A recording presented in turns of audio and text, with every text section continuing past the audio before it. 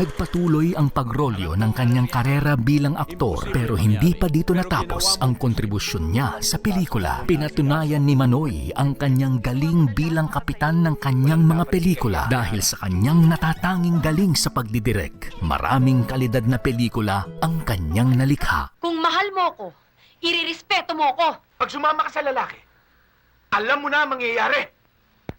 Dami ko natutunan sa kanya about being prepared, about being on time. One thing also I learned, kasi like I'm so stiff nga pagdating sa mga love scenes or what. One thing I really learned from him is, when you do a movie, you really have to put your heart and soul into it. Even if you don't agree personally na kailangan mong i-kiss yung guy na to or kailangan makita yung back mo, pwede mo namang i-arte and you can tell the director na no, hanggang dito lang ako. He makes sure na ang mga pelikula niya kikita. Very glossy. Actually, kaya nga hindi naman siya pwedeng ikumpara kila Broca Bernal. Kasi iba yun eh. Sila Broca Bernal parang susuntok yan ng without thinking na ikalulugi ba to ng producer. Siya hindi. Titiyakin niya na para bang gagawa tayong pelikula at makare-recover ng producer ko ang kanyang investment.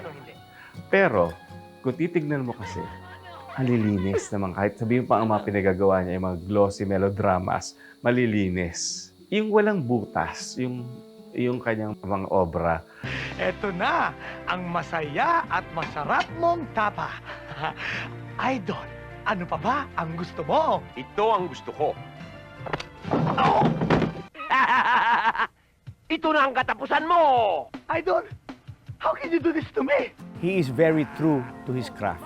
That's the most main thing na gusto kong sabihin sa kanya, and at the same time, sabihin na about the description. And the description will be, he is so true to his craft. Alam mo, nagtataka kung paano ka naging pulis. Kung sa bagay nung araw, matapang ka lang at marunong kang humawak ng baril, pulis ka na. Lalo na kung tikit ka kay Mayor. Pag nagdidirect yan, hindi siya mag-a-acting para sa'yo. Paaartehin ka, pagmamasdan ka. Pag meron siyang gustong pagawa, tsaka siya lalapit sa'yo. I-guide ka sa gusto niya. So, yun ang style ni Eddie Garcia. At nagkasama kami nung second directorial job niya sa Sampaguita. Mga anak sa pagkakasala. Well, si Eddie, pag nasa set yan, nag-iibang Eddie na. Talagang nakakonsentrate sa trabaho niya. Well, maybe it was because it was his second directorial job, kaya medyo tense siya. Pero after a while, habang nagsushooting na kami, medyo naging relax na siya. Naging Eddie Garcia na siya, yung parang barkada. Di ka makasagot, ano? Sakang ipokrita. Santa Santita. Palipat-lipat naman sa kung kani-kaninong lalaki. Si Tito Eddie ang unang direktor na kapagpanalo sa akin ng Best Supporting Actress. So, isang malaking pasasalamat sa kanya. Gwapo mag-direct. Kahit sino magkaka-crush kay Tito Eddie. Super! At saka siya lang yung direktor na nakita kong meron siyang lens. Titignan muna niya kung saan niya i-frame. May gadget siya. Siya yung nauuna. High-tech na siya noon para sa amin. Nakikita ko kasi na happy siya sa ginagawa niya. Parang yun ang buhay niya talaga eh. Yung pelikula, yung industriya na to, talagang para sa kanya. Nagkataon lang na may mga anak ka. Pero kahit minsan hindi ka naging padre de pamilya, hindi ka lalaki, Daniel. Tumanda na kayo sa pagtuturo pero hindi nyo naturuan ang sarili nyo magpakatao. Kung mag-jamming man kayo or magbabanding kayo, it's again about what's happening in the industry. Hindi nagiging about personal. It's about the industry, it's about your role, it's about yung storya, yung ganon. More of that. Pag-aaral pa rin, hindi chismis, hindi talaga. I think the eyes are perfect. Oh yeah? Of course not. Hindi ko pa nga natatapos eh. I love it.